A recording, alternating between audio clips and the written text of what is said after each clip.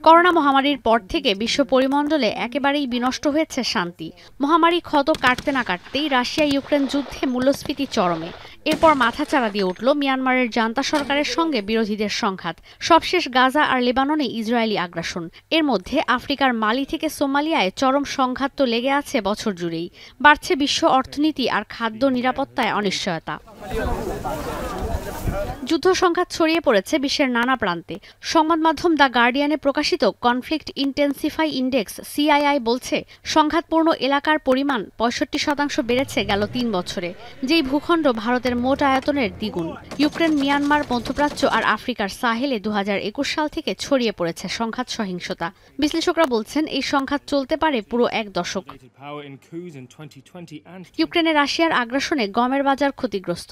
মধ্যপ্রাচ্যে আগ্রাসনে লোহিত সাগরে জাহাজ চলাচল ব্যাহত হওয়ায় বিশ্ববাজারে বেড়েছে খাদ্য অনিশ্চয়তা। মধ্যপ্রাচ্যে গম রপ্তানি পড়ে গেছে হুমকিতে। প্রতিবেদন অনুযায়ী দেশের অভ্যন্তরে কিংবা এক দেশ থেকে অন্য দেশের সংঘাতে ৬১ লাখ স্কয়ার কিলোমিটারের বেশি এলাকায় সংঘাতময় পরিস্থিতিতে আছে। প্রতিবেদন বলছে, ২০২১ সালে বিশ্বের মোট ভূখণ্ডের ২.৮% এলাকা সংঘাতপূর্ণ ছিল।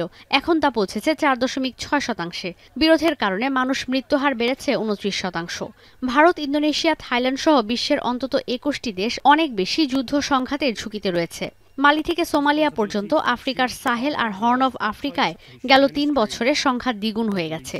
সুদান, বুর্কিনা ফাসো আর ইথিওপিয়ায় চরম আকারে সংঘাত ছড়িয়ে পড়ার আশঙ্কা করা হচ্ছে।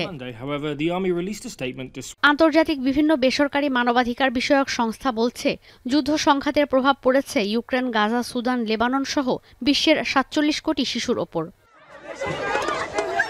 ঈশিতা ব্রহ্ম, এখন বিশ্ব। মাঠের অলরাউন্ডার আমি, আর ঘরের all rounder Tilex. Tilex toilet cleaner. Clean মানেই টাইলক্স।